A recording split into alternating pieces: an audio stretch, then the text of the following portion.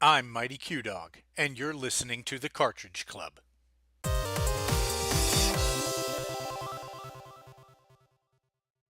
Weekly.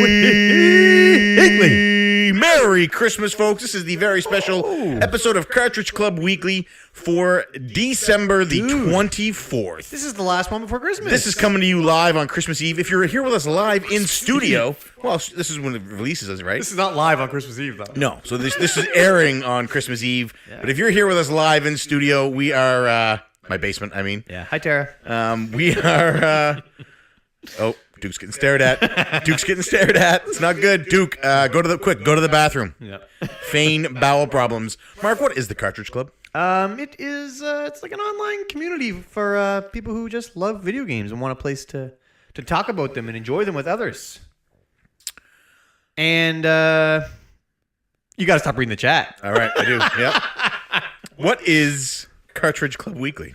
Weekly is just, it's a little get-together that me and you do, and we just sort of talk about what went on this week in the club, what went on in the gaming world, what went on with the club itself. We have a lot of content creators in the club, and we talk about that. I feel like I'm better at answering those questions, so maybe next time you ask me. Well, it probably helps if you're not reading the chat. I'm not reading the chat. And then I'm looking at you, and then I'm like, am I saying this right? Not looking. It's the teleprompter. I could be saying anything right now. I don't know what you said. Who knows what I said? Welcome to the Cartridge Club. Two guys who are battling against time in their backlog. Oh, nope. Nope, that's not us. Copyright infringement. That's not us? No, that is Transformers and Beer. I'm Two Overwatch professionals. No, that's not us either. A couple living in Toronto who do their best to play Mario games on Monday. No, that's still not us. No, that's close enough. That's closer, though.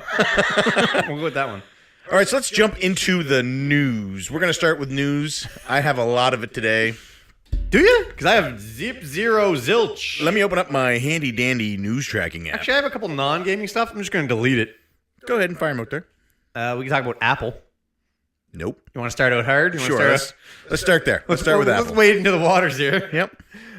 They deliberately slow down your phones. What's that about, man? What's that about? What are they thinking? Is that shady? See, I don't know. I haven't experienced this because I religiously update my phone every 2 years. There's a reason. It's embedded in your brain. You're manipulated to do that. Yeah.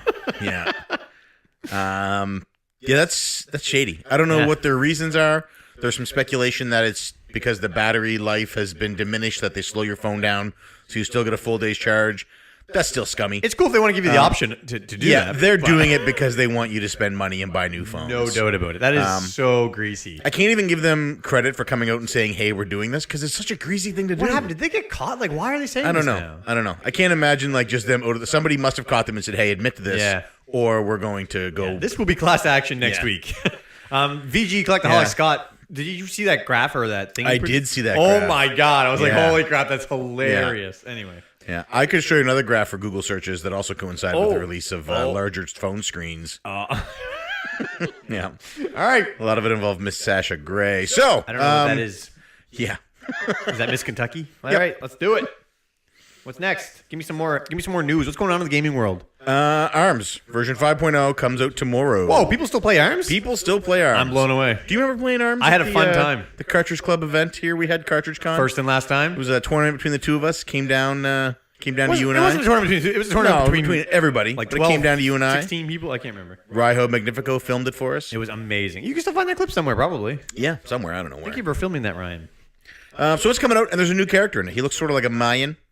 I don't still play ARMS. Like I'm actually thinking about trading my copy of ARMS in. Yeah, well, do you want to trade in my copy of Splatoon 2 as well? Maybe. Think of what you could get with those two things traded in. That's like $2,000 worth of credit. That's a lot of credit. That's a lot of credit. Yeah, Nintendo games trade them for way more than they're worth. They are expensive. All right.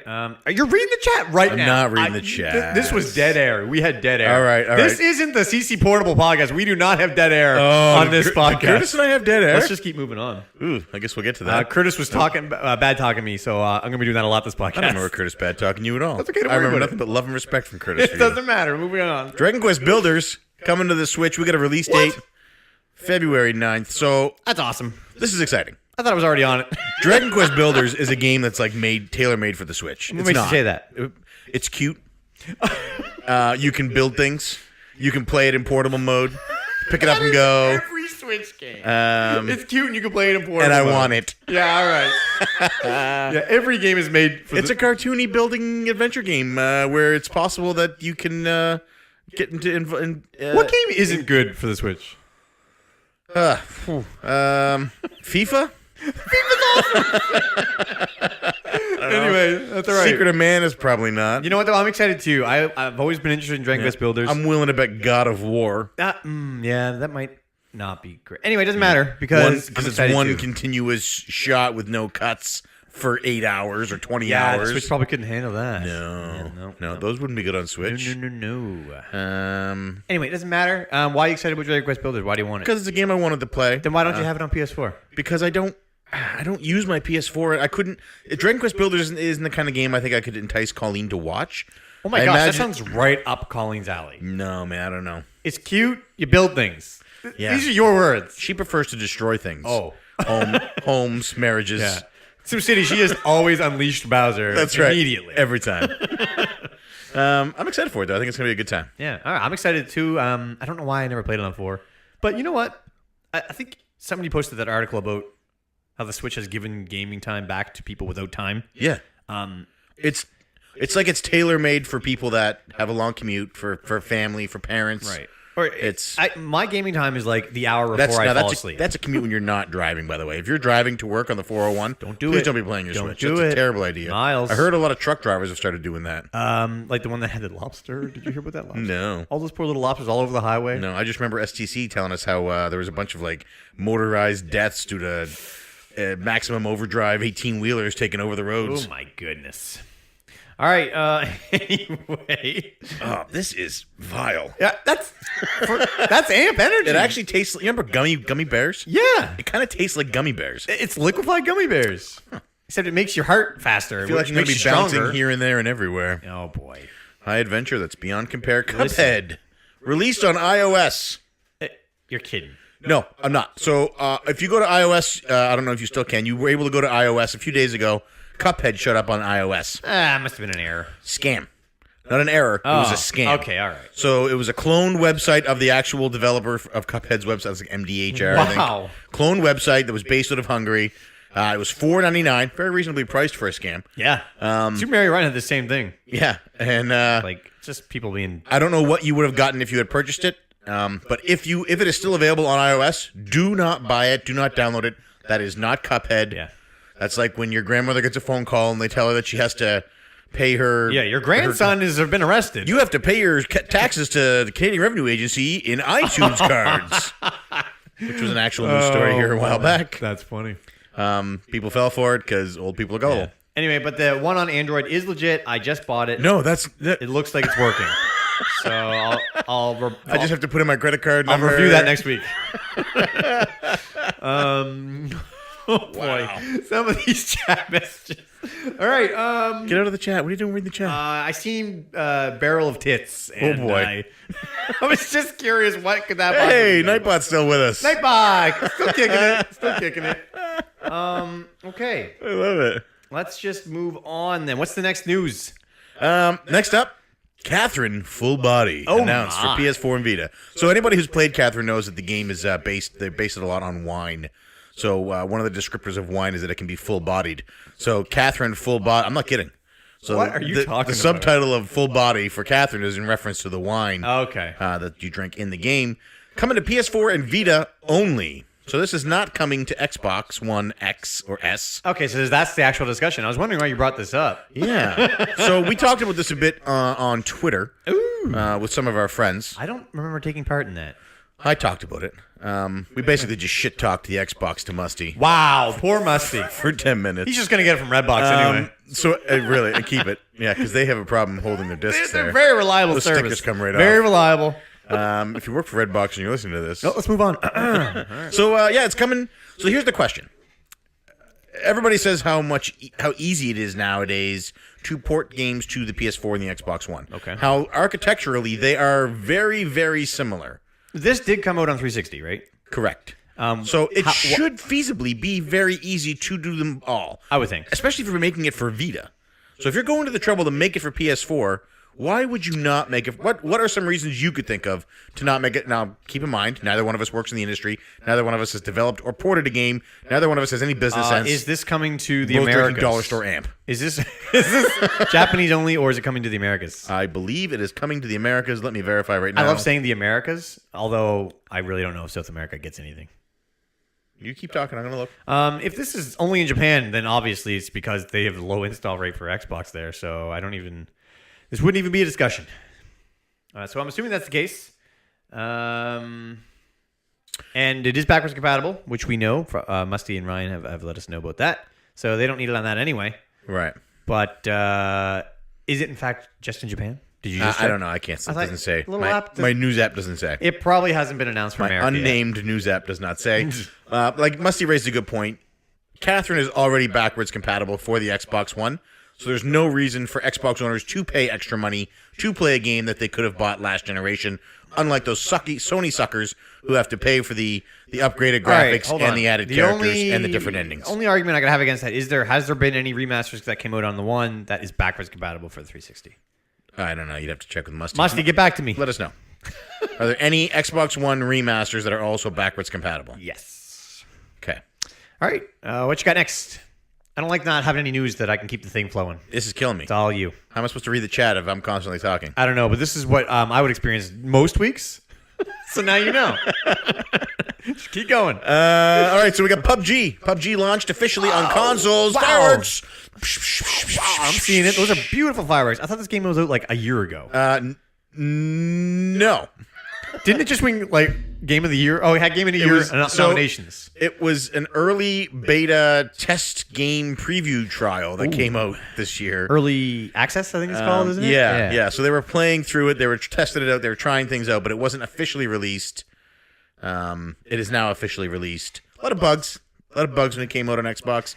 But is it actually finished now? Yes.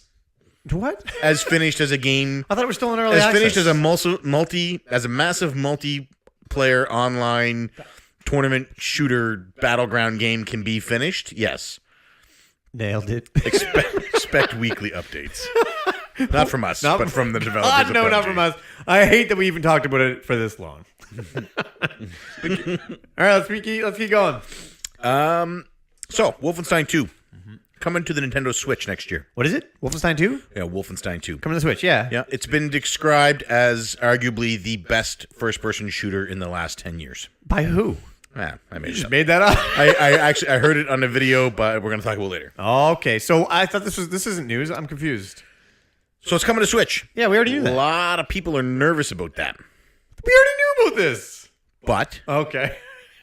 you can rest your souls, my friend. Rest your hearts. Rest your weary heads. Worry not. Fear not all.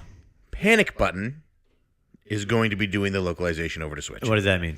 Panic Button is the company that brought such games to the Switch as Doom, Oh, they did well. Rocket League. They also did well. So Machine Games went to them and said, hey, listen, you know the Switch. You know how to bring games to it. You've already done Doom. You've done Rocket League. Would you do Wolfenstein 2? And they said, shit, yes. Hell yeah. Yeah. No need to panic, everybody. You can hit that button right now. Because there's no... I'm sorry. So my question is... Pull the Rob. How does a game developer, how does a company become a porting company? So are they working on their own games? I did no research on Panic Button before this. I was hoping you knew something about them. It's the first I've heard of the name. So I don't play these games.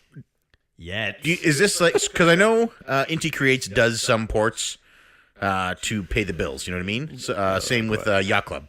They do some... They get into some production stuff to help pay the bills. Do they? But I've never heard of Panic Button until they started porting games to the Switch. So what do we know about them? They're a mystery wrapped in an enigma. Yeah, I'm not having much luck bringing it up here. No, you're just trying to Google it and there's nothing happening? Am I getting it? Oh, here we go. Yeah, I've never, ever heard of Panic Button. Well, what do you think about those ports? Have you played any of those ports? I have not, but I have heard good things from people who would be the ones that would know. Yeah, no, I'm getting a lot of scary stuff coming up when I type Panic Button. When you type Panic Button? Yeah, I'm getting a little freaked out. Just spiders and bats and limbs? I'm going down a dark path. All right, maybe don't do that. A panic alarm. Is Before an you electric- panic, Oh, thank you for saving me. let me tell you about a little job offering that you could possibly get at Blizzard. Man, this news is weak. What do you want to do, man? Keep going. I'm just kidding. So Blizzard put up a job posting. They're looking for a vehicle designer. What? For what? A first-person game. You think Overwatch is getting vehicles? To use an already built engine Overwatch getting vehicles. in a known universe. Overwatch getting So vehicles. it could be their other known first-person shooter. What would that be? Blackthorn. Yeah. Blackthorn, the revival. Oh. So this goes back a couple of months ago. There was another article, another job posting by Blizzard where they wanted someone who could do graphic designs with characters from the Overwatch universe. Oh. So that specifically said it. So this all but confirms that Blizzard is working on a game in the Overwatch universe that also includes vehicles. So you think it's not going to be DLC or an addition? You think it's going to be a separate game? I think it's going to be a... Like Overwatch 2? I think it's going... Yeah. Wow. Maybe not Overwatch 2. I'm hoping, I don't think it will be, but I'm hoping that it's a story mode, a single-player experience with the Overwatch characters. Don't you think it could just be another mode? God, I hope not. I don't know, man. Is that a thing? You play. I don't even play this game. I really want it to be a story mode with the characters from Overwatch. Yeah. Now I'm terrified it's just going to be a mode with tanks. It could be, man. But who knows? Cuphead sold over 2 World of million Overwatch. copies, dude. Isn't that crazy? Wow. That is And a none of lot them of to copies. psychos like you because you won't buy digital. Well, I don't even have an Xbox. Doesn't Cuphead have physical? No. It has a physical game case. It has like a thing that you can get that has a code in it, like a mug, I think. How is that any different from a disc that you also don't use ever again? Because you can't give the code A to mug? somebody. It's just a mug on the shelf? It's a mug with a digital it's download literally code. a mug. Or a cup, I guess I should say. Buy digital, support indie. I have one more piece of news. Actually, you should do that so then I get physical. Are you ready for this? Yeah, go. This is a big one. Oh, boy. I'm not ready for it. Is it going to be disappointing? Witcher 3. It's a 4K patch update What's on the your Xbox One X. My God. So, Holy stop. so That's why I didn't have any news. I couldn't find any. Witcher 3 Witcher 3 is coming out. If you can play in 4K on your Xbox One X, locked in at 30 frames per second. Boom. If you're more into that visual fidelity. You know but I if, am. If performance is your thing, you can get upwards of 60 frames per second, 1080p upscaled to 4K. That is huge. Yeah. Are they going to release a trilogy? That's the news I want to hear. I don't have any confirmation on that. Let's talk about that Nintendo Power podcast. Oh, yes, and one more piece of news. Dean just brought that up. Nintendo Power Podcast. Yeah. I actually listened to it today. Oh, really? Yeah. All right, talk to me. I actually bumped a Cartridge Club podcast to Which listen one? to Nintendo Power. Which one? That's big news. I'm not going to say which one, but when we get to podcasts, Oh, boy. and there's only one I haven't heard, Oh, boy. you'll probably be able to figure it Oh, out. no. I already know. I hope you got your vote in for Podcast of the Year, though. Yeah, I did. All right. Yeah, and I voted for my favorite podcast of the year. All right, which is the same as mine, right? I don't know. Can I just keep voting, or No. That's not a thing we should talk about. let's move on? Let's move on. So Nintendo Power has been reborn. Okay, so talk to me. So What's, the editor of Nintendo Power, Chris Spate, I think his name is, something like that. So is this just like a bunch of tips and stuff? Like, No, so it starts off with an interview. It's him and Damon Baker, who's the indie guy for Switch. I knew that. Responsible for making games ported over to Switch. Oh yeah, that guy. Yeah, I heard him on NBC We tried to once. line up an interview with him. I heard him on NBC. He said, I'd didn't love know to do an that. interview with you guys, but everything has to happen through Nintendo, corporations, And then I just never emailed Nintendo. You can email Nintendo. Yeah. I'm doing And there's also another guy on there from one of their shows. I can't remember which show. It's not Treehouse. It's something like that. Okay. Nintendo Minute, I think. Oh yeah, that's a sound. Anyway, so these three talk. They talk for a bit at the first, and then Eiji Onuma and is it Fujibayashi come in? Two of them from Zelda. Okay. Onuma and whoever the I don't know. director was. You know 'cause way Onuma more was than the me. producer. Anyway, and they come in and they talk about Zelda, Oh. Breath of the Wild, to be specific. Any sequel or any talk or anything like that? You got to listen to it. Okay. I heard it's boring. I heard the podcast is boring. Be honest with me. Be honest. It's a little dry. I find NBC could be dry too, though. So is it Yeah, similar to since that? Jose left, Yeah. NBC has A little dry. so the key to a good podcast is that the We don't know. host, for me to listen to, not to produce. Right. The host has to be entertaining. Yeah, energetic You know what I mean? He's got to engage you. When that host is and inviting. when the host is dry as a popcorn fart, it makes it hard to stay engaged He ain't lying. with the rest of them. It's true. Yeah. All right, fair enough. Which is why my next question: will you be listening to the next one? Yeah, I will. Okay. I actually, because of my deployment that's coming up, I have room You for can eat a some more backlog. podcasts. Yeah, you gotta. So I need to fit some new stuff in there because I'll have more time to listen. You should try and find like new podcasts that you. I try that JD play and listen that Polykill's always talking about. The Polykill boys, I had them on. And I'm thinking about checking out Bottom Shelf podcast, Riley's Brothers show. Oh, I thought that was us. No, we're bottom tier. Oh, that's what it is. That's what it is. How's that gummy bear Good treating stuff. you? It's real good stuff. Yeah, I can hear your heart pumping from here. Yeah. All right. So that's the end of news, folks. Really slow news week. It's the week before Christmas. We forgot to talk about Nintendo VR. What did you expect? That would have been Nintendo VR. That's what we should have said. That would have been big news. We would have got people excited. Yeah. That could be. I'll put that in the headline. Yeah, Nintendo VR. Yeah, do that. Yeah, because it got brought up on the show. So Yeah, I'll put a question mark at the That'll end. be the title. Nintendo VR? Question mark? Yeah. That'll be All right. perfect. Done. All right. Um, Hello, new listeners. Came here listening for Nintendo VR. Thanks for stopping by. We'll never see you again, I'm sure. All right, so that's it for news. Episode of the year. That's it for news. So we're going to move into the next segment of the show, My favorite segment. which is going to happen right after this word from our sponsors. This week's segment of CC Updates brought to you by Amp Energy Drink. The best energy drink you can get at your local dollar store for one single Canadian dollar. Worth every penny. Get a little amped up in your life. All right. Delicious. The next segment of the show is the Cartridge Club Update. Yes, what's that? So in this part of the show, we're going to talk about some of the podcast videos and blogs that have been uploaded to the Cartridge Club community in the last week. Boom, coming at ya. If you're wondering where this content's coming from, you can go to www.cartridgeclub.org and you can find all of these shows and more that we're about to talk about. I'm not going to lie. I'm going to start out right away with a big announcement. I was excited to see Fandango come up on the... Buddy. Yeah, I'm not going to lie. Yeah. It was good to see. Anyway, what are the big announcements we got other than that one? Well, we can start. We're going to start with announcements. Yeah, we're still playing We Love Katamari. At least some people are. Are you loving it? I'm loving it. Probably. I haven't touched it. Don't you need to borrow my copy? Have you started it yet? It's in the box. We should stream it or something. We could stream it right after the show if we wanted to. I can't, but I might have a chance next week. I'm gonna play it a bit this weekend, and I'll give it to you Christmas dinner for supper, and then you can take it for a couple days, and then we'll record the show. Never. So We Love Katamari. Dig your fingers in. One Cartridge Club member is quoted as saying, "I'm enjoying We Love Katamari more than Horizon Zero Dawn." Who said that? I'm not gonna say. They're probably right though. You can't be wrong. I've been hearing a lot of negative stuff about Horizon Zero Dawn lately. We don't want to get into that. I am It's a positive show. blown It's Christmas. away. It's I can't happy wait time. I can't wait to play that game. I watched a documentary by NoClip on Horizon Zero Dawn. It's an hour and 15 minutes or so. Yeah. Jeff Delgado did the artwork for it. Yeah.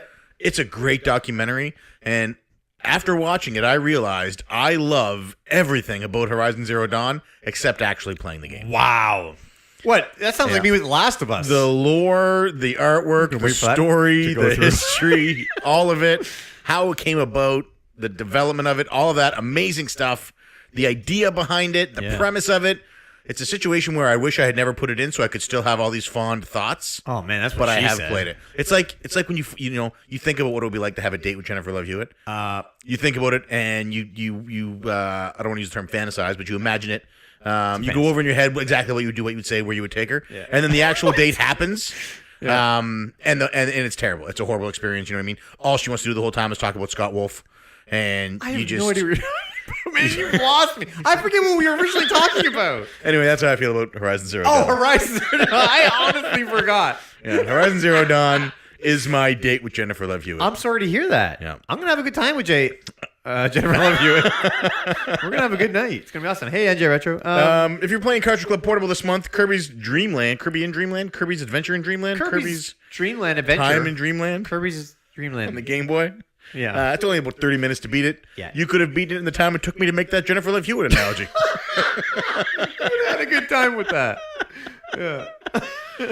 So, All right. Any other big announcements? no, that's it, man.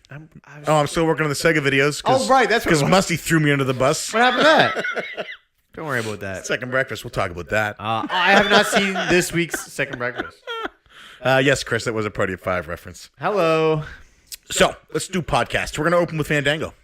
Boom! You listened to Fandango? I did. Tell me all about it. So for those of you at home keeping score, Retro Fandango is not the one I skipped to listen to Nintendo. I knew that, but everybody at home probably thought you skipped Fandango. Retro Fandango. So Kevin's still not there. He's still taking some time off. Has some stuff going on. That hurts. But they brought in Retro Gamer Ranting, otherwise known as Twitch. Yes. He's a yearly guest for them. What is Fandango like without Kevin? It's good. It must be weird. Richard does a good job of reminding everybody that Kevin's not there, because he's constantly like, "This will be done, but Kevin's not here." Oh, okay. This would normally be smoother, but Kevin's not here. It was a great show. So I want to open with, they talked about graphics don't matter at one point early in the show. Yeah. And the example that Twitch gave was the Ghostbusters game on PS3, Xbox 360, and Wii. Okay. And how the Xbox 360 and Wii both had a realistic art direction, whereas the Wii had like a cartoony art direction. Right. And so I think this was a poor choice for his defense of why graphics don't matter, because he said, graphics don't matter to me. I don't care about graphics; they're not important. And you brought up that game. You said on the PS3 and the Xbox 360, they're ultra realistic, but I prefer the Wii, which everybody said was worse because it has this cute cartoony art style. Well, preferring it because it has a cartoony art style is preferring it because of the graphics. Yeah, you're right. In that exact situation, the graphics do matter to you because you're picking the cartoony style. That's a good point. And then it got me thinking, how many times do people say things like, "I don't care about graphics, I like the Wii U"? Well, why do you like the Wii U? Well, the Wii U looks awesome. It does. And you're choosing it because you like the art style in those games. Right. So I think the term graphics don't matter. I think we might be using that wrong. No, depends on who's using it, because you don't like the PlayStation 1 entire library because of the graphics. Yeah, they're potato-y. See, graphics do matter to some people, but graphics don't matter to me. So, you know what it does matter, though, is the main character art choice. I am not playing as a child in a lengthy RPG. Yeah, I get it. You don't want to play with children. So from there, they talked about... I actually listened to this while Colleen was having her procedure done. She asked me not to say on the air that she got a colonoscopy because I told everybody at the hangout. Congrats. And she was like, "Don't tell people about that." Is she lighter? We got bad news afterwards. I'm sorry to hear that. Her butt was on TV, and they will not be renewing it for season 2. Oh my god! What is this joke? What just happened? I don't know. I've been throwing it around the house a bit, see if she'd warm up to it, but it's not taken. All right, she doesn't listen to the show. That's probably best. Everything's good though. We're all clear. We can put a clip of that up here right now. So they talked that's only for Patreon. Batman the Animated Series after that. Yeah. Classic. And they were talking about how cartoons back then were more available because they were good for kids to watch, they were good for teens to watch, and an adult could sit and watch them and not want to stab themselves in the face. Yeah. And it got me really thinking that cartoons today don't really seem to be like that unless I'm just seeing the wrong cartoons. Yeah. So you have a child, and I know a bunch of people in the chat have children. Well, my child's too young for this. But I'm sure that they have like isn't there like a Justice League I love Eric. Oh, what do you say? You can't read the chat, Pam. You just made a comment about the chat. What were we talking about? What have you done?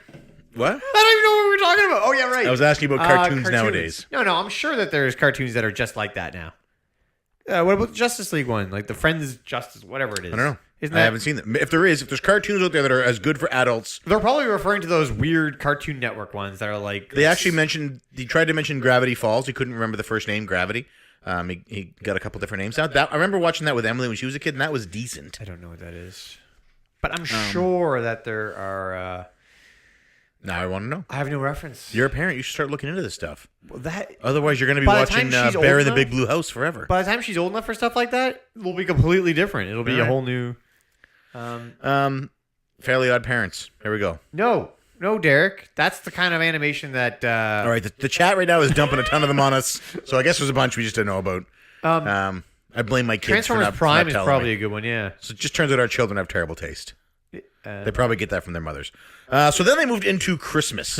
And Twitch was talking about how he wears a Santa hat all the time at Christmas. And it's sort of like... Really? Yeah, it's sort of like his safe space. You know, he started doing it initially to be that guy who always says Merry Christmas and is always sort of out there doing that. That's a good guy. And then it stuck as a tradition. I think he said he makes his kids wear one too. Oh. But he was talking about how they do donations at their local church and how he tries to instill in his kids, a sense of giving and sense of caring. And in all honesty, if you're going to listen to one Christmas episode of any podcast this year, it needs to be this episode of Retro Fandango. I'm sold. Yeah, Twitch and Richard did a great job. We are looking forward to having Kevin back, but they did an awesome job. I definitely recommend Retro Fandango. I think it's episode 66. That sounds about right. It's the latest one. It's on the main page right now at Cartridge Club. But if you're going to listen to one, if you want to feel good about Christmas and feel good about someone who seems to have it together for parenting wise, listen to this episode. Richard talks about how he's into modeling. What? And how he was wondering how he's a model? Like what legacy is he going to leave behind when it's done? Is he going to look back and say, what did I create? Well, I bought all these games and stood them on a shelf neatly. Or I got these models and I cut them out and I took the time and I glued them together and I painted them. It's a really, really good show, man. Definitely check that out. I will definitely check that. I haven't listened to Retro Fandango in 8 months. Wow. 6 months. A long time. And I'm itching to get back in. This is the one. All right, then maybe this will Do be it. it. Listen to it. You work tomorrow? I was expecting a Kevin when I came back, though. I was expecting Kevin. I think he'll be there in January 2018. Yeah. Anyway, I can't wait for him to come back. But I will probably listen to this Christmas one, too, over the Christmas holiday break. It's so good. Good. Next up, another podcast that I did not skip to listen to Nintendo Power.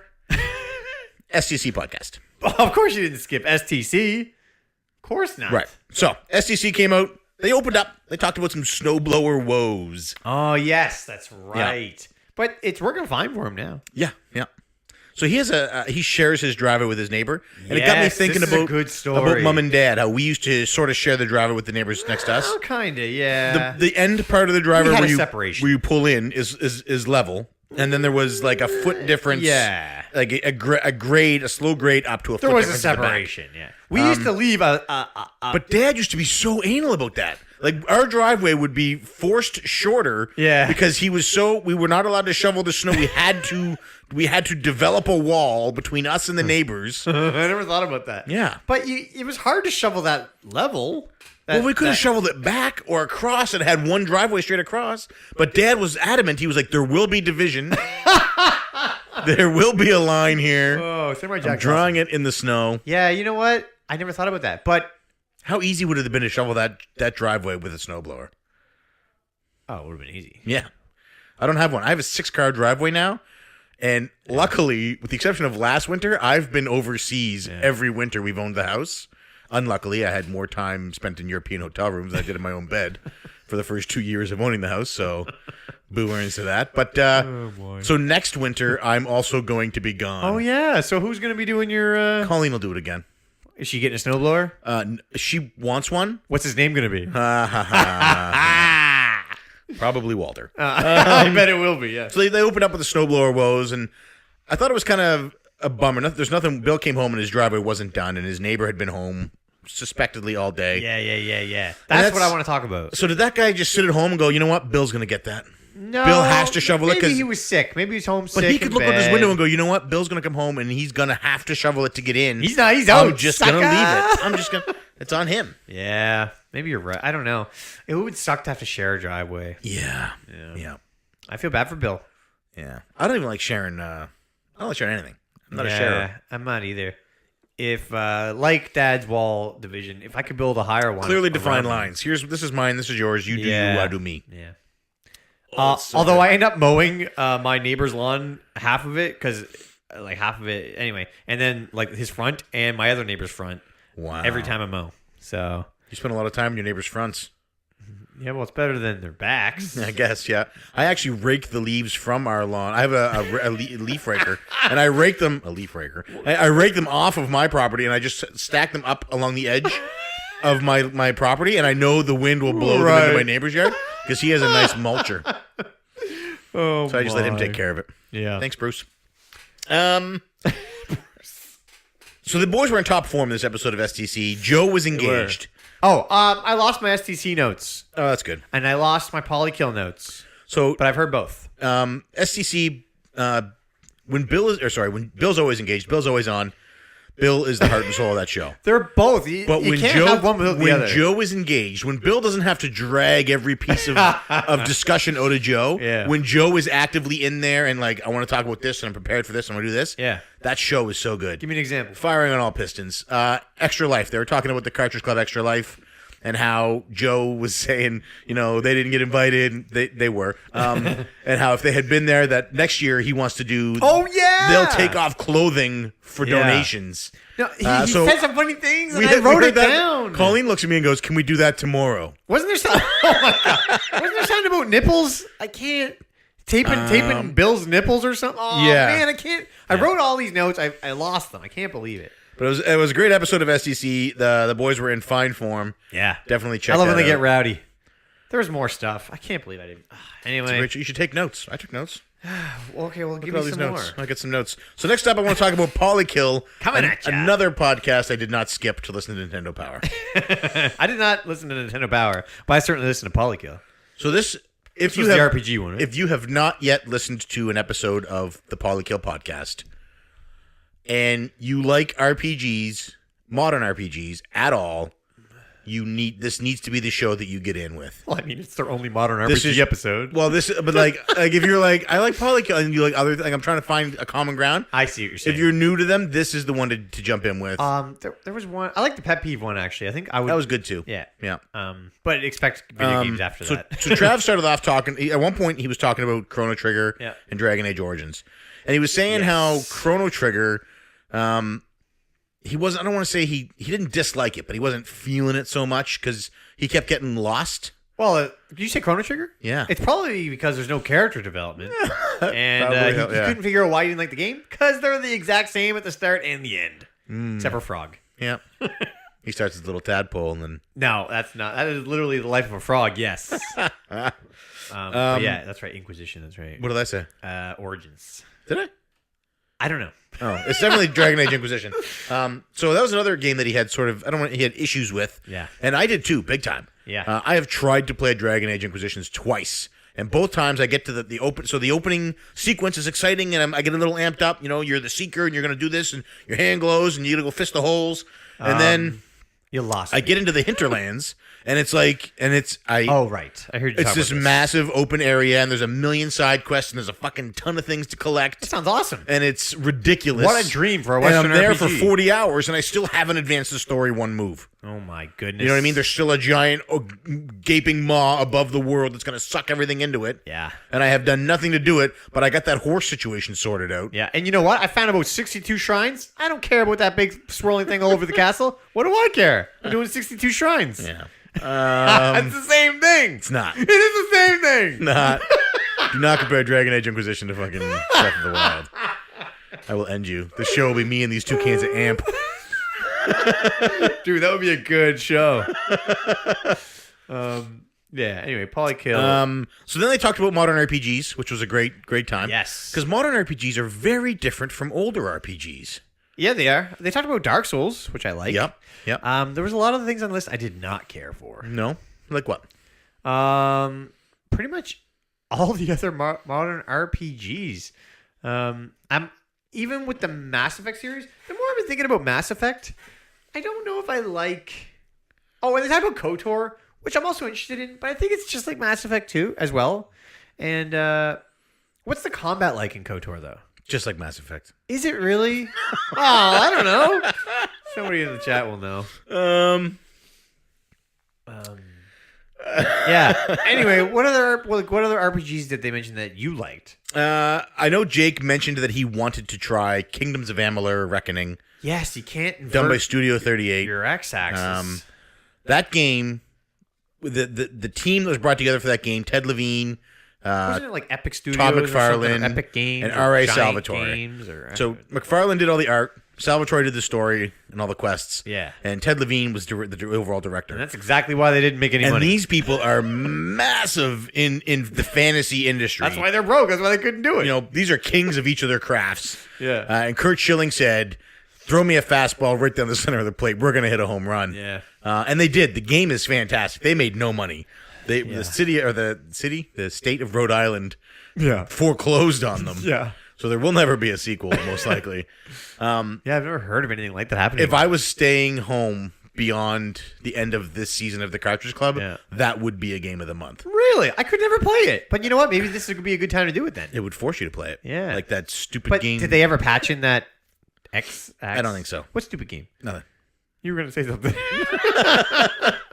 Amalur is fantastic. It's a great game. Beautiful music. I forgot about it until they mentioned it. One of my favorite opening sequences. It's going on. The story's happening, and Yeah. and then you died.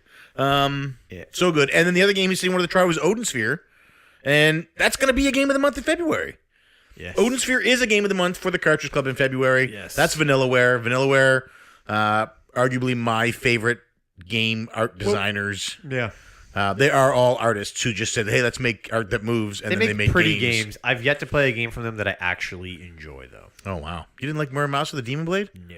What about Muramasa Rebirth? Same game. Beautiful, though. They did Dragon's Crown as well, right?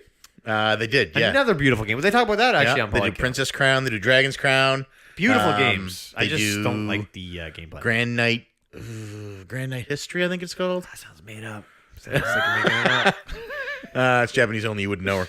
I met her at summer camp. But it was a great episode of Poly Kill. I loved it. I listened to it laying on the sofa. Yes. With Shadow, my 45-pound Australian cattle dog, She ain't light. laying on my chest, and her head was nuzzled up against my cheek as Sounds she napped. awesome. And I listened to Poly Kill, and I watched Colleen play Odyssey. It was a perfect moment of my vacation there. So big thanks to Jake and Trav for helping to make that happen. If you guys like video games, listen to Poly. Oh, and Southern guys with a lot of Southern charm. Yeah. Listen to Poly. Which one's the charming one? Both. Right. All four nips. All right. Next up, I want to talk about the Retro Pixel Bonus-ode. What? Another show that I didn't skip to listen to Nintendo Power. I think I have a note. For Bonus-ode? I just have one.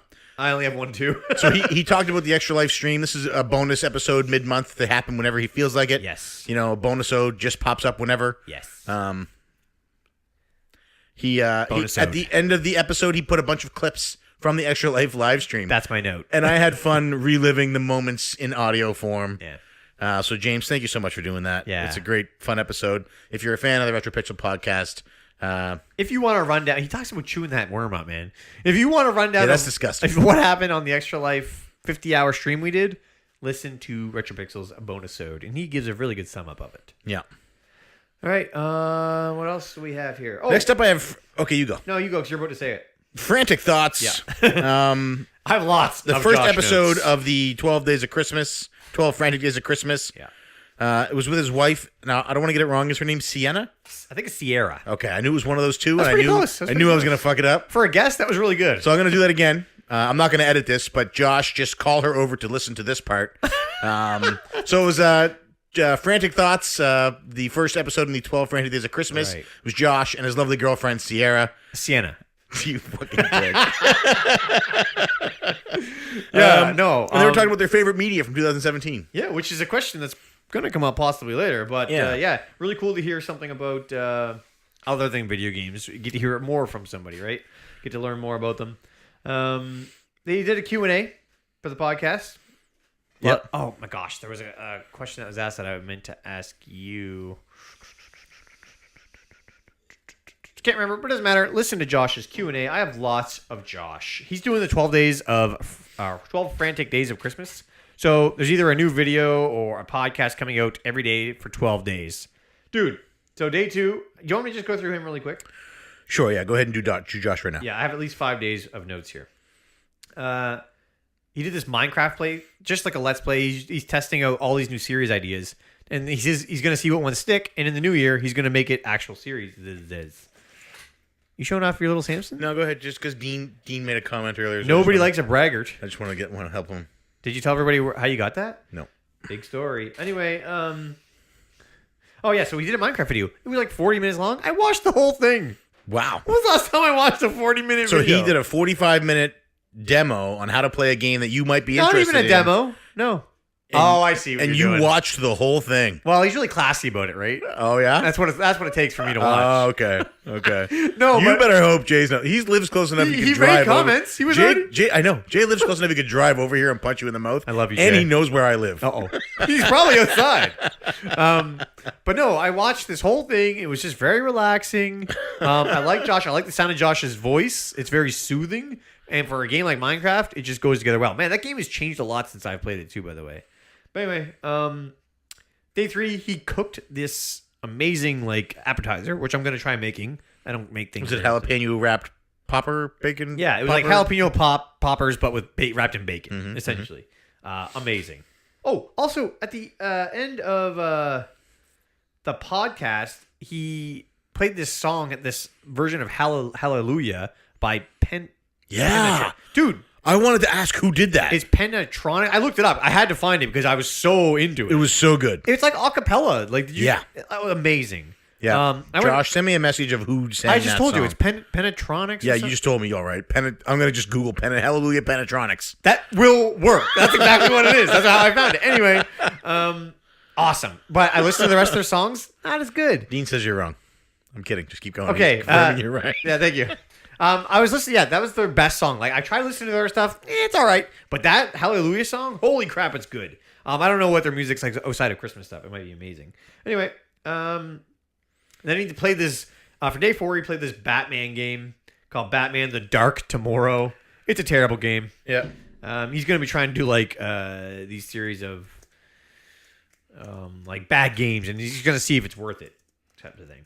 Day 5, they did this kart racing challenge. I got to see Crash Team Racing for the first time in a very long time, and it is one of my favorites, especially in terms of kart racing. So it was pretty cool to see. But yeah, check out Josh's 12 Days of Christmas. There's another one out right now, and this new podcast is coming out. I think it came out early. I think it came out today. So check out at Frantic Society, and then you can see his YouTube channel and all that stuff from there. Yes. So I wanted to talk about. I liked how it was him and his girlfriend together on the show. There's a lot of that. You should watch the kart racing one too. It struck me as a lot of like one of the things I like most about the club is and the community as a whole is that it's so inclusive for couples and for families. That Girlfriend Versus episode we did where we played Mega Man 2. Classic. All of Girlfriend Versus, the Q Dogs. Yeah. Oh, hey Kevin. Yeah. I like the Retro Nonsense. The whole premise is family. Yeah. STC, Polykill, 2 couples. I like the inclusion of family in the club stuff. That's a good and I think point. that was part of the reason Extra Life was so special for me because we got to see Eric and Melissa. We got to see Derek and Cynthia. That's a good point. Matt brought his whole family. His sister anyway, and his buddy Morsius. That's a good point too. It was just, I don't know. Yeah. I liked hearing Josh and his girlfriend on there, even though I clearly have trouble remembering which of the C names she has. It's Sierra. All right. So check out Frantic Thoughts. So I got 2 more podcasts I'd like to talk about. Society. One of them we talked about briefly last week, so I'll just touch on it. Go. Masters of Unlocking. Okay. Their Coach Co-op Games was the episode. Okay. And they talked about co-op games for the holidays. And I wanted to take this opportunity to sort of describe the 2 games that we'll be playing at our Christmas dinner, even though they're not video games. Oh, okay. So for the listeners, I'm having my brother and his wife and my parents and my grandmother and my uncle and both of our daughters over for Christmas supper, Christmas dinner here at our house. It's going to be awesome. Colleen and I talked about it, and we thought it would be fun if we played a couple of games beforehand. So one of the games we're going to play is called Santa's Sack Toss. Oh, boy. So we have a little bean bag that looks like Santa's sack. Like a gift bag? Yeah, like his coin purse. And what? You're still not being clear. Anyway, carry on. And we've got a board with a bunch of numbers on it, 1 to 25, and we're going to throw the bag. If you've watched Big Brother, this will sound familiar to you. Each person will take a turn throwing the bag to get points. Whoever has the lowest points each round is eliminated. Okay, yeah. When you get eliminated, you have to draw from one of 10 gifts, and the gifts are all coupons that we came up with. Good idea. Some of them include one night of babysitting, or wow, that's a big one. one night at Who's going to win that one? a movie date night on us. And some of them Nice. That's a include big one. things like if anybody rings a bell, you have to sing a Christmas carol. Oh, I don't like that one. Yeah. Who's going to get the unitard? Yeah. If you draw, there's one that if you get it, you have to wear this ugly Christmas sweater that Colleen Hawk glued a bunch of ornaments to for the whole dinner. So anyway, that's one of the games we're going to play. We're going to play that before dinner, and we think that's going to be fun. And then we're also going to play tequila or water. The classic Christmas game. Yeah. We'll have a bunch of shot glasses poured already, half tequila, half water. And then people will have to randomly pick one and see what they get. Is it just going to be half tequila, half water in every single cup? Probably. Yeah. You know, I've never had tequila. Yeah. I'm not going through that night either, but isn't that crazy? I've never had tequila. Really? Yeah. Huh. So yeah, they talked about co-op games you could play with your family, and they talked about how the holidays we've already got everybody together is a good time to do that. Yeah. I love Caleb and Scott. It's a great show. Yeah, it is a good show. Always check out Masters of Unlocking. So I have one last podcast to talk about. Which one? And that is Media Mavens. And again, we briefly mentioned this one last week. So get more into it. So they had Tyler, Riley's brother, on it from the Bottom Shelf podcast. Bottom Shelf. And they talked about disaster movies. And one of the things they focused on was how come disaster movies always seem to revolve around a falling apart marriage or relationship. They do?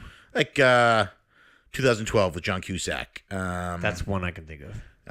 Armageddon was her mother was gone and he was raising her as a single parent. And then it was about their relationship, her and Ben Affleck, and then Ben Affleck and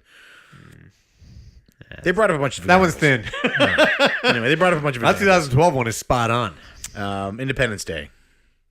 That's all about falling apart relationships. What? The father and son are estranged. Will Smith and Will Smith are estranged. Stretching. Anyway, it was a good episode. All right. What's the Bottom Shelf podcast about? Movies. What's the name?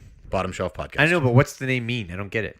I don't know. Maybe he keeps his movies on the bottom shelf. Maybe. I don't remember what he said. I need some context. It was in the first 10 minutes of a podcast I listened to last week. All right, no problem. Sounds good. Well, we can't skip Bonus Barrel. I know it came out late. Who? Bonus Barrel? Oh, yeah. I was too busy listening to Nintendo Power. Oh, that's the one you skipped? Yeah. Oh, that's low. Nintendo Power came out on time. Well, they are one of our top Cartridge Club contributors, Nintendo Power. So, but no, I didn't get to hear all of it because it just came out today, but I did get to hear a lot of it. It turns out Lef may have like a romantic love for xenomorphs. Oh. He wouldn't deny it. I'll leave it at that, which is better than a no. So he might be romantically involved with xenomorphs. Okay, they had a discussion about watching credits, both in video games and in movies. All right. Yep. Do you feel that it's okay to walk out on credits, or do you feel like you should sit and watch credits? This all came up because of something Musty Hobbit tweeted out. Yeah. About because Musty said, "Fuck those workers. Nobody cares." I don't think that's exactly how he said it. No, I don't think he said anything. I think he just retweeted somebody else's He retweeted tweet. somebody saying, "There's nothing at the end of the Star Wars credits. You don't have to stay. watch it." Yeah. Right. So what do you think of that? I don't even. Did he retweet that one, or did he retweet the other person who quoted it and said, "Or you could stay"? Yeah, or don't be a dick. Yeah, something like you that. could stay and look at all of the. I think he retweeted the tweet that said That makes more sense. You could stay and see all the people who worked so hard to bring you this thing that you enjoyed. That makes more. I think is the one he retweeted. But he was retweeting that one. But he was the original tweet that said, "There's nothing at the end, so don't go." So he was just retweeting the guy that retweeted him. Tweetception. But anyway, yeah. Do you sit and watch credits for movies at the end of it? I did for Star Wars. Yeah, I would too. But I never thought about this before. And I do for Marvel movies. In fact, if I go to the theater, if I pay $12 for my ticket and then I pay $25 for my popcorn and $8 for my soda, you're damn right I'm going to sit there and I'm going to get every second out of that theater that I've earned. I've paid for it. In order for me to calculate my hours of enjoyment to cost spent, I have to watch the credits. Okay. Now, here's how I look at it. With video games, I would say 99% of the time I watch the credits at the end. I think a lot of it is me absorbing it. I just went through an experience, like an adventure, and this is my chance to reflect on that. And I use the credits for that, especially if there's good music and stuff like that. It gives you a chance to unwind and come down, especially if there's a really intense boss fight, that kind of thing, or a really emotional cutscene at the end. Anything like that gives you a chance to process. Now, don't lie. You watch them at the end of a video game because you're terrified that if you don't and you turn it off, it will have lost your save file. No, why do they have saves at the end of credits? I don't get it. I know some games you can go back and stuff, but I never go back. But anyway, but it's the same with movies. If I have a really emotional connection to a movie, or if it has a really good, compelling ending, I sit and I process, and I usually then do watch the credits. But 9 times out of 10, I don't watch movie credits because I don't get as emotionally involved as they do with video games. If I go to the theaters, I watch them. If I watch it on Netflix, I don't because they seem to cut them off. Yeah. Next episode playing now. I definitely see the Musty has clarified that it was from a news article said don't stay, and he saw someone tweeting about recognizing the people who make it stay. So he said, "Don't stay." Somebody retweeted him saying this guy's a dick, and then he retweeted the guy saying he's a dick. No. So he came to terms with it. Did a full 180. A news source said, "Don't stay. There's nothing after the credits." Oh, okay. Someone on Twitter said, "Or you could stay and recognize these people." Right. Musty retweeted that guy. Now, Musty was not the guy who wrote the Yeah, original all right. article. So Rob was bringing up some points. He's like, how do these? So Fitnet's right. I'm surrounded by assholes. so Who made that man a so gunner? Rob made a point that these people will never know if you sat and read their name, and chances are you're not going to remember any of their names, and there's going to be jobs in there that you don't even know what the jobs are, kind of thing. You don't know what the second key gaffer Which is? is right. No, they're talking about there's something called a best boy. Yeah. And a key grip. Anyway, and The key grip holds the key to the trailers tightly. so they will never know whether you sat there or not. But they all agree that no news publication should announce A, that there's nothing at the end of credits, or Yeah. B, that you should leave. Yeah. You know what I mean? I So completely you agree with watch that. game credits, you don't watch movie credits. Yeah, well, that's not what I said earlier, but that's okay. You're fucking reading that. I'm getting so confused. So hold on. So you wrote the tweet? Yeah, I wrote the tweet. I just want to know who did Somebody the dicks. called me out. But anyway, it just made me think, like, are we disrespecting people by not reading them? They'll never know. Do they care? Do you want people to go to your funeral and say No. something at your funeral? Do you care? You're dead. That is a deep question on a. This comes up on Bonus Barrel. I'm not bringing this up out of nowhere. on a podcast about video games. This is from Bonus Barrel. He's saying that just like these guys, they'll never know that you read it. It's the same at funeral. It got dark. I didn't realize how dark it was till right now. Wow. Anyway, yes. So would you care if you worked? Okay, say you come home and they're doing some sort of like big celebration for your boat or whatever you do. I'm just and then I'm having images of Liam Neeson on Life's Too Short, where he wants to practice his Oh, yeah, stand-up, yeah, and they're yeah. like, "All right, so let's open up with something. Let's have pretend AIDS." I'm a doctor, and you come into my office. Yeah. I'm riddled with AIDS. Yeah. Like this is where that's the corner we just took. If you haven't seen Life's Too Short, go look up that skit with Liam Neeson. That's a good skit. I have full blown AIDS. Yeah. I played Zeus. No one's ever gonna believe that I'm a grocer. Excuse me. Anyway, so watch the credits. Let's move on. Wow. The left talked about Mountain Blade. Live shows, folks. Can't cut any of this out. The left talks about Mountain Blade, and I was blown away that he had never played it because it seems right up his alley. You know what they don't talk about on Nintendo Power? What? Whether or not people should come to your funeral and say nice things. They don't say whether you should. The funeral isn't really for the person who's dead; it's for the people still alive. Anyway, let's move on. Videos. All right, videos. Oh my gosh, I have no notes because I forgot I lost them all. I did see Q Dogs. Did you write these on a cocktail napkin? What is going on Dude, here? my whole file got deleted. I don't even know how. Stop writing your notes on windy paper. But at Thanks, least Fitnat. Samsung isn't slowing my phone down, I guess. They're just deleting your files. No, they didn't do it. All right, carry on. So first up, 2B, Second Breakfast. Yeah. Year in review. Oh, shoot. Did you watch it? Not this Did you watch week's. last week's? I did, but we talked about it last week. You are terrible at this show. All right, so tell me what this week's So about. January 2018, I'll be taking co-hosts. Apply now, but tell me about... He talks about his year in review. Talks about how he started off with the year of Sega. I love the year in review. I love it. Talks about the CCABC and how he beat it. How Liam came up with the great idea for it. Liam's awesome. Talked about Extra Life Stream. He talked about the Cartridge Club Game of the Year vote, That's a big one. which is an announcement we should have made. We in should have announcements. made... Yeah. But now we get a chance to. So you can go and vote for the Game of the Year. Where? It's like bit.ly/Cartridge Club Awards. Don't go to that one. Vote. That sounds made up. Is it Lemon Party?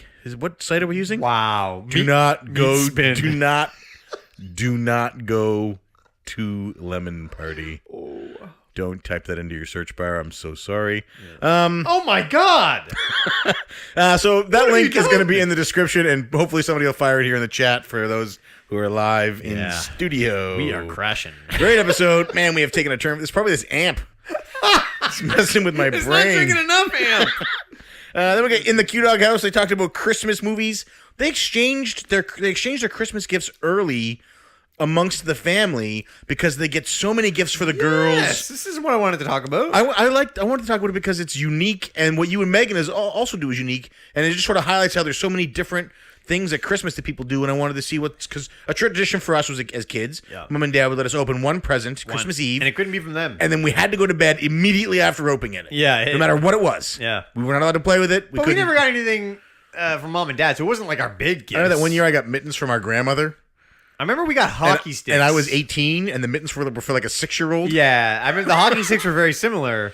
They Yeah. were supposed to be for you. Yeah. And then you weren't that old. So you and Megan do something unique for Christmas. You guys, I'd like to hear what you think we do. you just say, I want this, and she says, I want this, and then you go buy it. Oh, and, okay, and yeah. that's it. Yeah. Yeah, that's essentially what it is. In You fact, my wife got her Christmas gift last night. Oh, So, nice. yeah. I'd love to hear any other unique Christmas traditions that people have. Yeah, I love Christmas. We started a new one last year. Yeah. Waffles at our house every Christmas, no matter what. We're making waffles. If you want to come, Yeah. you're always welcome. We'll probably start one this year after tequila or water. Everybody throws up. Yeah, we'll all throw up together. That's what Yep. it's all about. Coming together, celebrating. They watched a bunch of Christmas movies, and good episode. Retrolectors. Talked about best games of 2017. And as I was watching Mike's that's video, a tough one. well, he just listed off a bunch. Okay, all right. As I was watching his video, I realized that we are in a year of games that are so good that a brand new Uncharted came out, and Neo came out, What? and Neo, What's Neo? Nioh, Neo. Neo. Yeah, you're right. And Oh my God, how did we forget about and Neo? nobody even remembers they exist in December. That is crazy. It's Uncharted. Yeah, well, that's like a spin-off. Doesn't even count. Ah, It ain't no Drake's. It ain't no Drake story. Doesn't even count. all right, yeah. Anyway, how crazy is that in a decade? A decade. What are you saying? Stop reading the chat. Kevin says he can't believe that we don't wait for his name in the credits of ET Canada. Oh man, I didn't know you were on ET Canada's credits. I'm gonna start watching. I don't watch ET Canada, but I'm gonna subscribe to a cable service. I will That's now. awesome. I've never known anybody to be in credits before. Has Curtis ever been in one? I don't know. I wouldn't watch it have anyway. to ask him. I would not pay him the Wow. respect. Wow.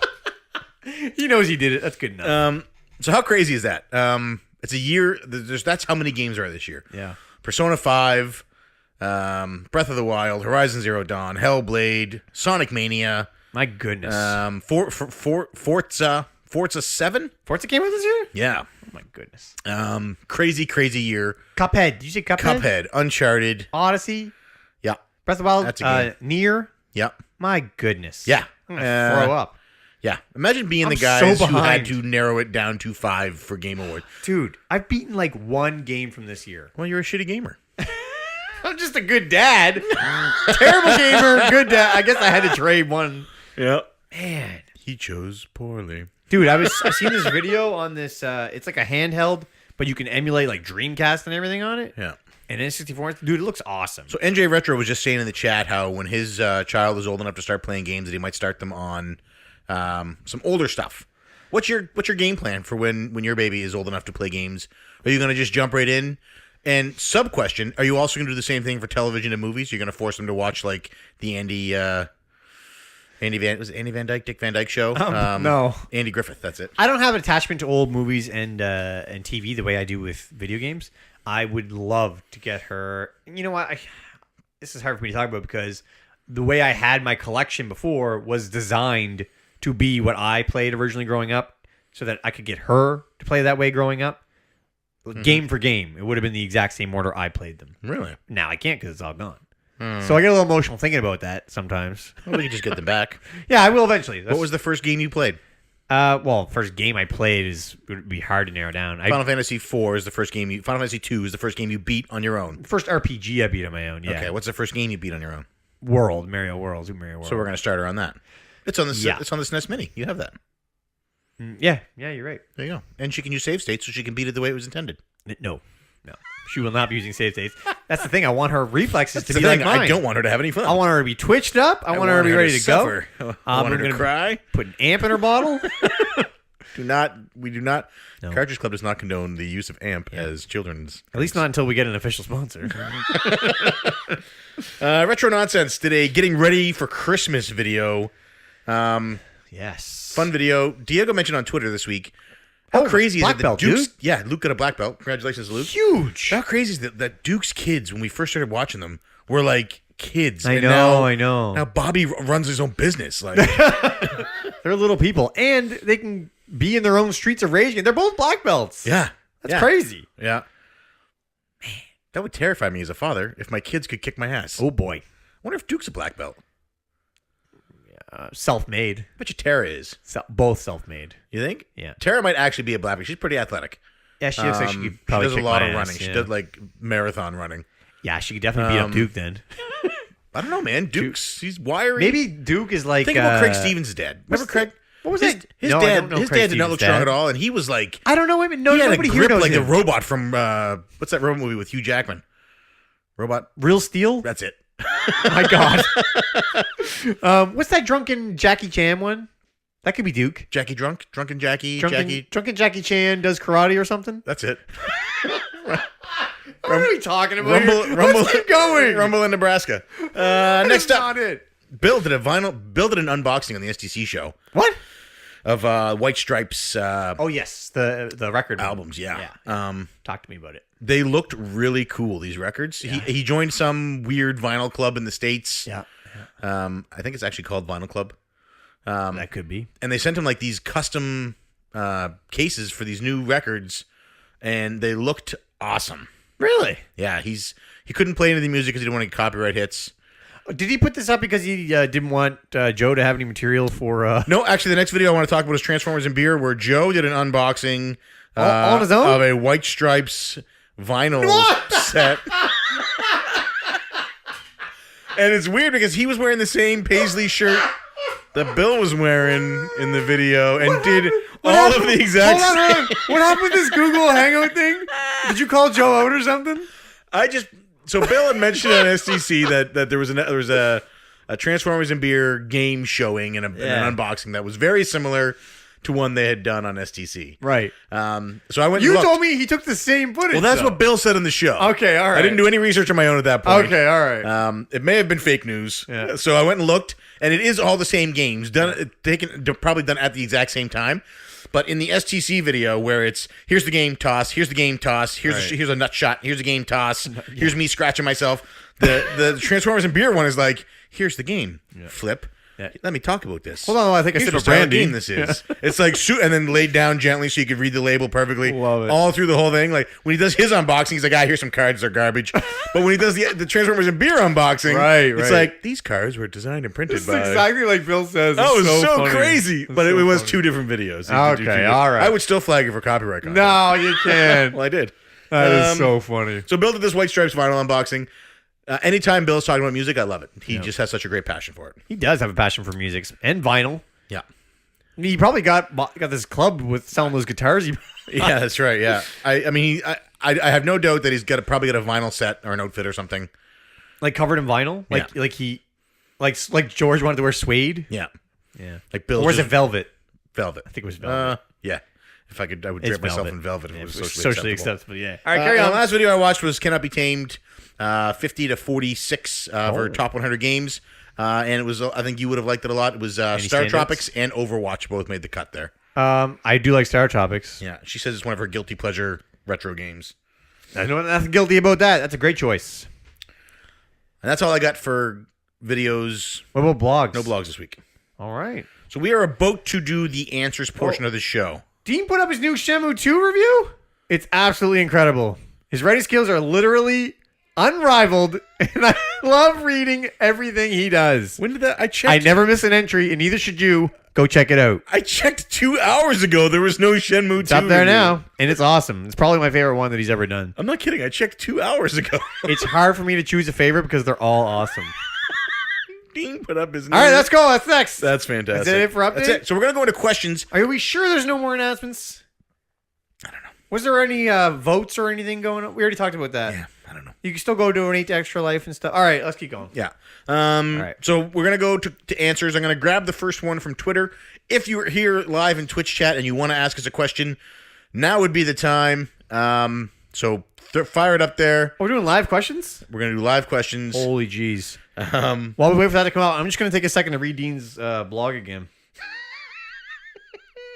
Still awesome. I checked 2 hours. I looked. I specifically went and looked. It's all right, dude. He only does everything for us, so... No, he doesn't do it. Derek does some stuff. all right. He's only one of the main contributors to the club, but that's all right. No. He'll understand. He's actually doing this podcast through ventriloquism. Dude, if he could do that... Dean, can you do that? That would be amazing. Make that happen, my friend. All right. All right, so first up, Let's hear it. from Reed. Oh, no, sorry, from Jake. Yep. At Polykill says, are games as a service intrinsically a bad idea, or has there simply been a lack of ideal implementations to provide a solid example of it is viable and acceptable? As viable and acceptable. I don't So know, our I don't games- know, I don't know what any of those words mean. Are games as a service good? So that's like you buy it once, it's available for many years, and then you have to pay small amounts throughout the life cycle of the game? Yeah, I guess that's exactly what it is. Would Overwatch be that? I don't really. I guess so, yeah. Is Destiny that? I don't know. I'm playing Destiny 2. If there is an option to spend real life money in it, I have not yet seen it. Fitnet Gotcha. would be able to answer that more accurately. Yeah. I don't play any of those types of games. I don't play anything that requires me to pay money after I've purchased the game. You didn't play World of Warcraft? Are MMOs games? Well, it's a monthly subscription. Yeah, back when I was younger and had more money, I played MMOs. Yeah. But So those are games as a service. so what's the question? Are I those don't good? know what he's asking. Okay. I think MMOs are a good games as service. If that's what you're meaning, then MMOs I think are the best example of that. But you need to have time to sink into those. But other than that, I guess I don't. What about you? I don't know. You love Overwatch. Yeah, I'm okay with it. I have spent money on Overwatch. Yeah. If the cost of the game can be kept down, if the initial cost of the game can be kept down by microtransactions throughout the life of the game, as long as they're not walling off things you need for progression, I'm okay with it. Okay. Yeah, I guess. If somebody can buy their way to a better character and it affects me in my game, I'm not okay with it. But like Shadow of War, Yeah. you could spend money and level your character up faster and beat the game sooner, but that doesn't affect me in my game, so I don't care. Go nuts. You do you. It's the same thing as buying a The only game time genie. the only time it would bother me is if it would give you an advantage in a online multiplayer game where it was head to head. See, now we're talking about microtransactions. We're not talking about That's games as a service, isn't it? I have no idea. I think We are bad video failed game this hosts. question. Yeah, sorry, Jake. We love you, Jake. They're about to record Polykill after this, so they'll be able to make fun of us after. Oh, good. From Reed, how do you feel about post-credits content? Like stuff that opens up after the game ends, not just stuff that you didn't finish during your playthrough. And he said the most awful example he could think of is Final Fantasy 13, because the open world wasn't truly open world till after you beat the game. Huh. Is that true? Once I have finished the last boss in a game, there is very little chance that I'm going back. Me too. When I was younger, when I was like a kid, I did, but If there's an expansion, I had to. See, I even have a hard time going back for expansions. I will not go back for DLC. I will not go back for DLC. The Mass Effect games that I played, if I didn't have them at launch at the time I beat them, I didn't go back. I never went back for any Mass Effect 3s. Yeah. Mass Effect 2s were all on disc because I got them on PS2. See you, Dean. Yeah. Yeah, I don't do DLC. It's funny because when I was a kid, man, stuff like that would have been amazing. To go back after credits, there was something to do after credits. I have like 6 months to wait for my next game. But now I don't have time as it is, and there's so many games on my backlog. After I've got those end credits, I'm done. It's the same reason I will never collect all the shrines in Breath of the Wild, and the main reason that Breath of the Wild is not my favorite Zelda game. Because it didn't force you to do something? Right. Like there's no need to go and get those things. If there was Right. if So- Ganon was if there was a spoiler. if there was a boss that required me to have and you anyway. But how is that a bad thing? That imagine if it required that Wait, you did do I say- 120 shrines. What was the question? How do you feel about post-credit content that opens up after you beat the game? Right. I don't need it. He's saying not stuff that you just ignored pre-beating the final boss. Here's Stuff that another is only example. unlocked by beating the game. Mario Odyssey, the very first So Samus Returns hard mode. Hard mode's unlocking after you beat a game. New game plus. I don't care. I guess that's post-credit content. That is post credit your content. You're right. I have no interest. I like that it's there. I'm not going to say it's a bad thing that it's there. 'Cause some people will like that. Yeah. It's just not for me. Mario Odyssey, the first world you go to, the very first after you get your Cappy or whatever, you go to this like prehistoric world. Mm-hmm. I found secret moons that weren't there until you finished the level. and then you had to go back, and I had to go back to the spots I already found. Oh yeah, Odyssey's like that. That's what I'm talking about. Are you? Yes. I was reading the chat. I know you were. That annoys me. I hate that. If I go out of my way to find it, it should be there. I should be able to get it. Right. Not just now it's open. How did for you no know? reason. How did you know it was there? Because there's if it wasn't doors. You know the doors you go in? They're there, but there's a rock. There's just a rock. So there's clearly a door, and there's a rock that doesn't even fill Can the you whole just door. throw your hat on the rock and be the rock? You could do nothing. Can you be the dinosaur and bust the rock? It looks terrible. It looks like a badly designed spot. It looked like they said, "Hey, we need to block this off." Yes. For some reason, we're not going to let you in here until you beat the boss of this level. You have to beat the boss of the level or the boss of the whole game. The boss of the level. I'm talking about just the very first. I'm not spoiling Odyssey. I'm talking about the very first world. Okay, so when you're fighting the dragon. The very first world. Okay. Yeah. Yeah. See Yeah. you, Paulico. Oh, see you guys. I don't like it. Once I've beaten the game, I'm not going back to look for stuff. I'm not going back to play. Very few games have held my interest to the point that I would want to continue adventuring in that world. Breath of the Wild actually did. I don't understand it. The point of the game is to beat the game. Once Yeah, you well, I the beat game. it. I didn't play it again, but Colleen did. She went and gathered Korok seeds. Yeah. Oh my gosh. There's no way I could ever do that. There's no point in having bigger inventory. You've done everything you need to do. But why? So You've I done don't it. understand how that's bad because you're saying I'm not saying it's bad. I'm saying I don't like it. But other people do. That's great for them. if they forced you to do all that stuff, you would not like it because it's too much filler, too much side quest. So by giving you the option to no, not I do never it, said that. If forced is a big word. If it served me a purpose, I would love it. It well, serves you me no talked purpose. about the shrines, how you don't have to do the shrines, so they're pointless. So that's why it's not your top game. Right. I was powerful enough at whatever many shrines. Right. Why would I even Well, if they bother? forced you to do them, if they said no, you can't fight him until you've unlocked all 120 shrines, is that better? No. If they had another boss that was optional that you would be required to have a lot higher heart count, a lot higher stamina bar, a lot better armor, I would be way more inclined. But then it wouldn't be an open world game. That's exactly... No, it would be. It's an optional boss. You should be able to fight the last boss the same way you come off that mountain. Yeah, the last... I agree completely. You're not listening. This optional boss Right. would make you want to get but stronger. The shrines are optional, and you don't want those. I never said I don't want them. You just said, I'm saying why there's would no I do? point. But if he's not the end boss, why would you go to fight an optional second boss? Because it would give you a reason to go to the shrines. It would give you a reason to want better armor. I beat the last boss in Sheik armor. Sheik got armor. It's the first armor set I bought. I wore it the entire game. It was easy. I had no need for anything else. That's all I'm saying. That seems like a positive to me. It- that you didn't have to do extra. It is, but what we're talking about is what would make you want to play post-credit. Oh, right. If there was a bigger, better, stronger boss who was really cool that I would then want to beat, That it was only open after beating Ganon? Because that would be post-credit. it wouldn't even have to be. It would just have to be completely optional. You could do it post-Ganon if you want. but Or, then it's unless not- Ganon's not the last boss. We don't know. It's not. We never even beat it's it. not post-credit We if just it's not. spoiled it. It's not post-credit if it's not. If there's anybody in this chat who doesn't know Ganon's the last boss of a Zelda game, Dude, it could not be. he's the last boss of every Zelda game. Oh my gosh, spoilers. I don't even know what to say. Even the ones you think he's not in. I'm so sorry. This is live. Yeah. No, it's the same Ni no Kuni. This is my example I bring up the most. I'm going to the last boss. I'm powerful.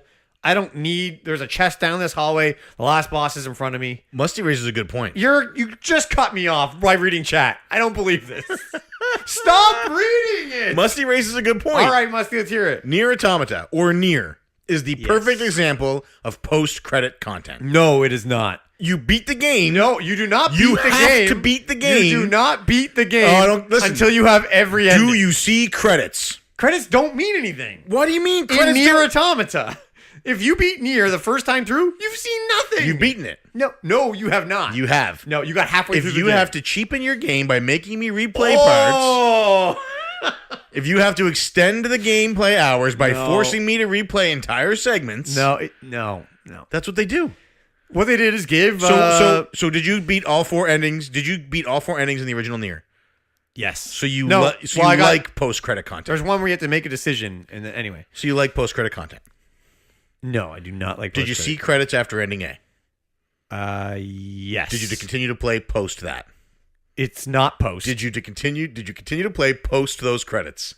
After you saw credits for ending A, did you continue to play Nier? I did not. Wait, what's ending A? Did you continue? What is ending A to you? After the first time you saw credits in Nier, did you continue to play the game? The game isn't over then. Just answer the question. Okay. After In Nier Automata. I'll read his question again. How do you feel about post-credits content? Yes. It doesn't say how do you feel after 100% completion. It doesn't say how do you feel after you've gotten every possible story ending that some weirdo in a mask thought of. It says how do you feel about post-credit content? I don't So partake in post-credit content. Post-credits of the first Nier, did you continue to play? No. Post-credits You is stopped. after ending D or C. So you didn't see credits at any other point prior to that? I can't remember. Probably. But it doesn't mean Well, then you anything. stopped, 'cause It you doesn't- don't- Okay, in Nier Automata, I'm pretty sure you can die and you get credits.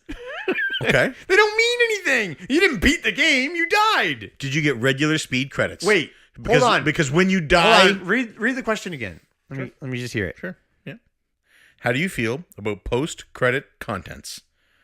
Like stuff that opens up after the game ends, not just stuff that you Right. didn't The finish. game doesn't end after... It does. No. Credits mean you're done. But the game isn't over. There's still more games. If you leave after a Marvel movie and don't see the scene at the end of the credits, did you see the movie or did you not see the movie? Yes, you've seen the movie. Well, you couldn't have because the movie's not over. There's a scene at the end. You didn't see the movie. This is completely separate. How? Because the game isn't over. So after the credits in Nier, you continued to play. Then give me an example of what he's talking about. Nier. Now, other than Nier. Nier Automata. Pick another. This is a completely separate thing because that is not an actual. I mean, some people can stop playing them, but it's not the end of the game. End of the game is story's done. You've seen the story, and then post is after that. That's what he means. No. He means post story. Nier is the exception because they have credits all over the place for some reason. Next up from Matt Bandy at XMattBandyX. Wait, did you answer it though? What? No, I don't play anything post credits. That's why I stopped at Nier Automata after I beat ending A. Oh my gosh. Now that my son is going to have an Xbox One, what are some games that I should check out? So this is games that he should check out on the Xbox One. Matt Bandy? Yeah. What kind of games does Matt Bandy like? I thought he only liked Handheld. games. A lot of the same games we recommended for your son, in all honesty. Shovel Knight, Recore, Cuphead. Yeah. Those are all my games. I would check out Quantum Break. That's on my list to play. Sunset Overdrive is on my list to play. Yeah. They look like fun. Is he into those kind of games? I don't know. I don't know. I But think he'd be more into importantly, what you said before. You should go to Musty Hobbit's channel and check out his Xbox videos to buy. Oh, yeah. That would be a good spot. Yeah. Yeah, check out Musty. Next up, Derek at D13 says, What up, Derek? who's the better half of the Cartridge Bros? You. No, it's you. In terms of what? Whichever one of us plays the most post-credit content. Oh, well, I guess that would be me because I play Nier through completion. Beyond completion. Eric, Mighty Q Dog says, were you naughty or nice this year? I think it was pretty nice. I spent countless hours with my child, which I think is a nice thing. I did my best to be nice. I'm certain in some instances I was naughty. Naughty. Yeah. Wait. Does he specify what he means by that? We're going to get to that. Okay. Mrs. Q Dog says, follow up, just how naughty. Oh, there it is. Did you introduce like anything new into the bedroom? Well, the Switch. Yeah. Oh, wait. I think that is a term. And we'll leave it at that. Let's just move on. Chris, Base Guy 654 says, what is one thing, this is for me, what is one thing you miss the most, besides the obvious, family and friends, when you're on deployment? I'm going to count my dogs as family. They are. Twitter. The Canadian government has deemed Twitter to be a non-essential website and blocks all access to it. Yeah. As well as all access to the Cartridge Club website. Yeah, that's lame. Yeah. I have not played all 26 endings of Automata yet. I haven't even started Automata yet, unfortunately. I like Fitnet. I do too. Now, his quote, the point of the game is to get credits 2 minutes ago. Credits mean nothing. Is that really what was said? Oh, my. This is why we don't do live shows.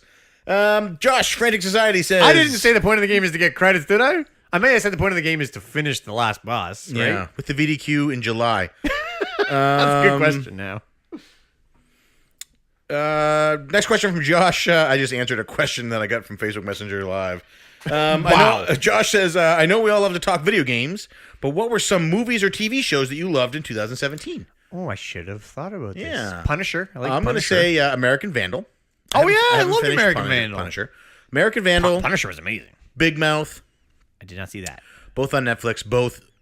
Big Mouth is filthy. Ooh. Do not watch it with kids. Filthy, filthy, filthy. I don't normally like toilet humor. I laughed my ass off at this. Oh, what's it called?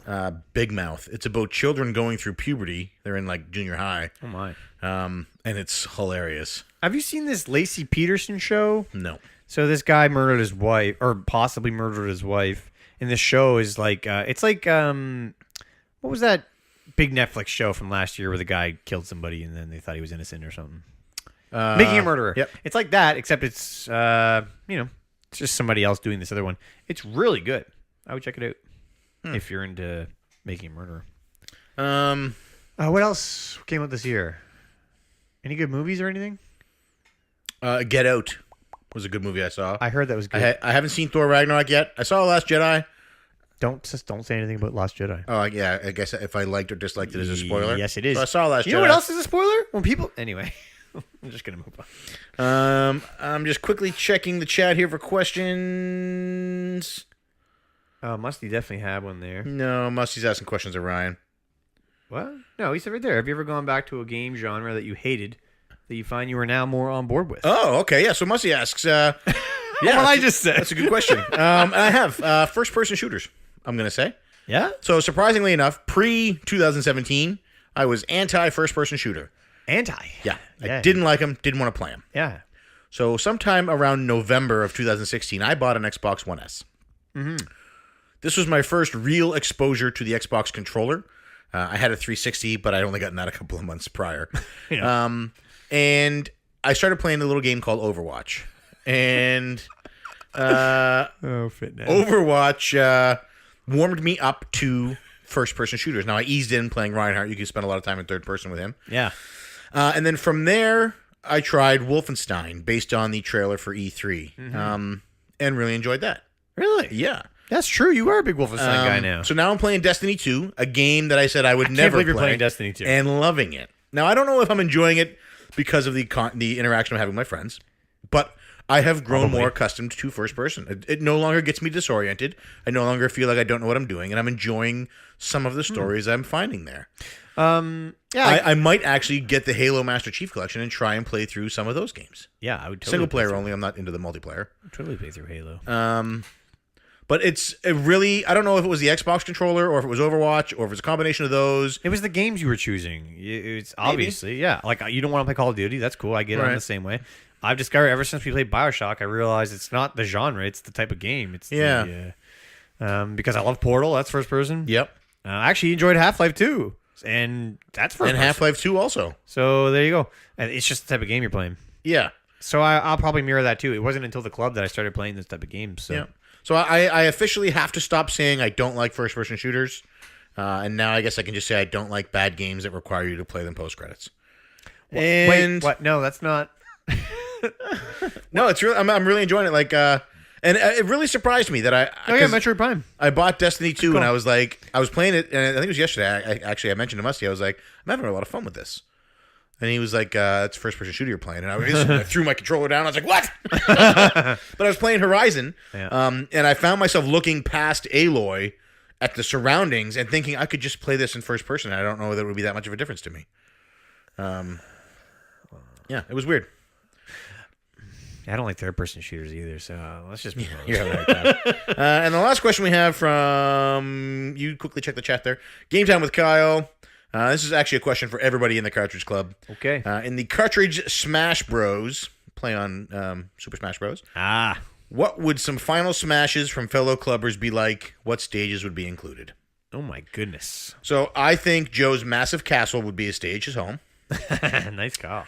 And his finishing move would probably involve some sort of polish and a rag and like cleaning everything up and dusting the screen clean. Adam from Replayability said that P1 would summon a Navy battleship to fire cannons from the background, and that P2 would inject all other characters with embalming fluid.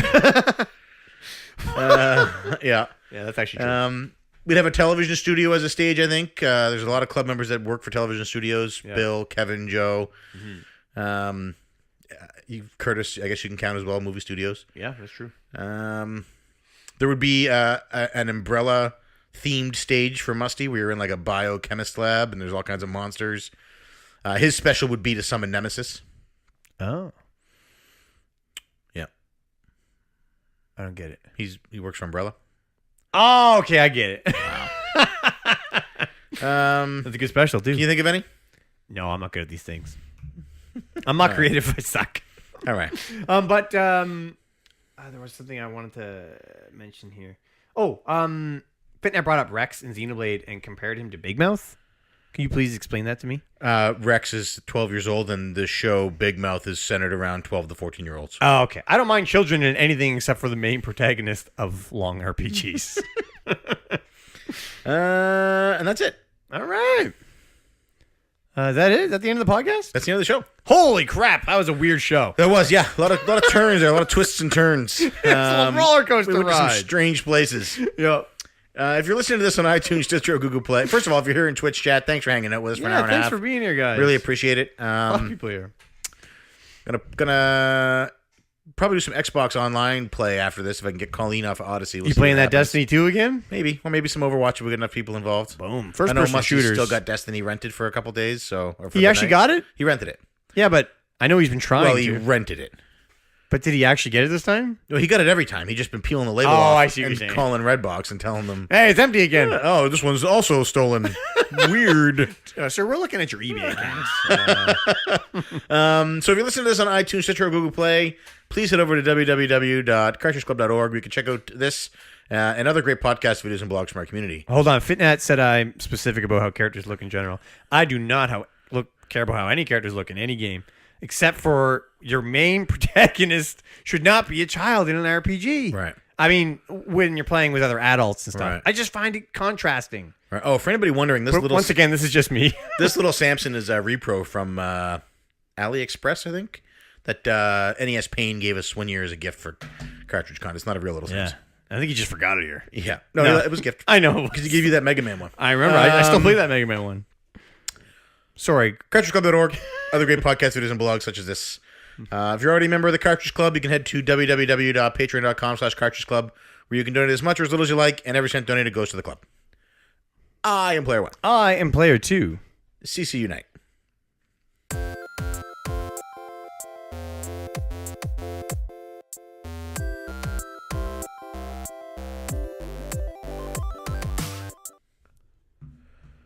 I got to Google Big Mouth.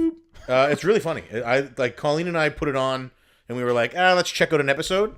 And we were laying in bed, and we watched 4 episodes. Like we stayed up an hour and a half past our bedtime, laughing our asses off. Can you go to the chat there? Yeah. He said to Google Big Mouth and tell him what I think of the art. Tell him I do not like it. Really? I can't stand this art style. Oh, it's so funny, Mark. Oh, please. Just watch one episode. That's all I ask. Just let me tell him. He can hear you. We're still live. Oh. Just watch one It looks episode. terrible, that art style. Like, oh, my God. It's hurting my eyes just looking at it. What am I looking at? This would be very adult focused. This. It is. Yeah, there's one. Just watch the first episode. All right. The locker room scene when. Just watch the first episode. It's so funny. This is post-credit content. This is post-credit content. But that's right. All right, so I'm going to jump. We're going to shut off of here, folks. Thanks again so much for coming out. Really appreciate it. It was fun. I kind of want to talk to I Fitnat hope more. everybody has a Merry Christmas. We didn't say Merry Christmas once on our Christmas episode. Yeah, we totally said it earlier in the show. I don't think we did. Merry Christmas. Are we still on? We're still on the air. Merry Christmas, everyone. Derek, just send me a message. Let me know exactly when I should cut off all of that near. Did you keep playing after the credits? Did we say CC Unite? How many consecutive minutes of that same question do we need to remove? Dude, there was so much in this episode that was just like, what happened? All right. Anyway. I love you guys. Have a good night, everyone. Bye, guys.